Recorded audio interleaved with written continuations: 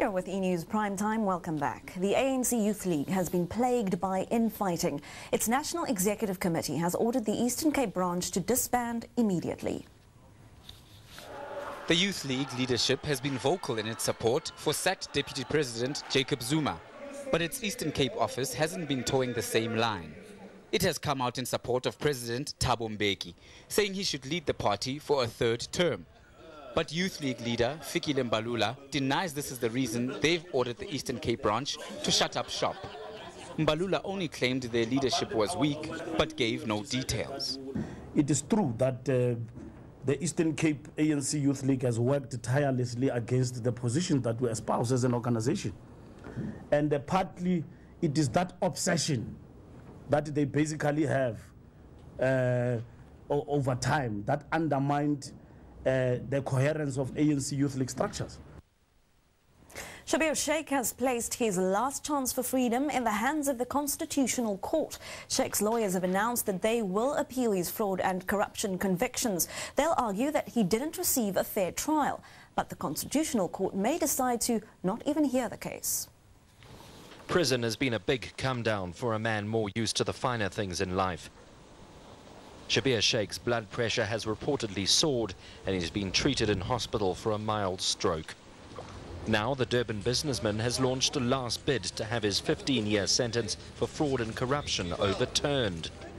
Sheikh's lawyers will argue that sacked Deputy President Jacob Zuma, French arms company Tint and Sheikh should have been charged together. This would have allowed the defence to cross-examine a greater range of state witnesses and may have ensured the inadmissibility of the encrypted facts. It allegedly proves a meeting between Sheikh, Zuma and the arms company where a bribe for Zuma was discussed.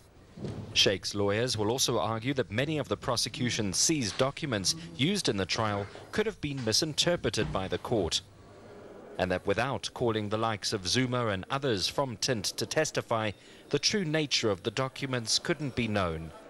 Ben said, E-News, Johannesburg. In other news, it seems scrap metal thieves are becoming more and more audacious. They're known for targeting copper wire from telephone lines and railway mechanisms, but now an Eastern Cape syndicate is choosing bigger targets, stripping power pylons of their metal. Pylons and power lines, vital for keeping the lights on in the Nelson Mandela Bay municipality. Authorities believe an organised syndicate is targeting them, taking the metal to sell as scrap, and the theft is causing havoc. It's an extremely difficult operation to police.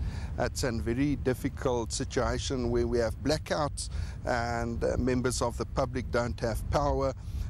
This has taken us a long time to re-erect these lines, to rebuild these lines to supply power to the people. The KwaNobuhle area's been the worst hit. It was without electricity for almost a whole week after 8 tons of steel support poles were stolen. This line running down in this direction is the line that was affected the most serious of the lines. 16 pylons have been affected here. 3 pylons, in fact, have collapsed due to high wind.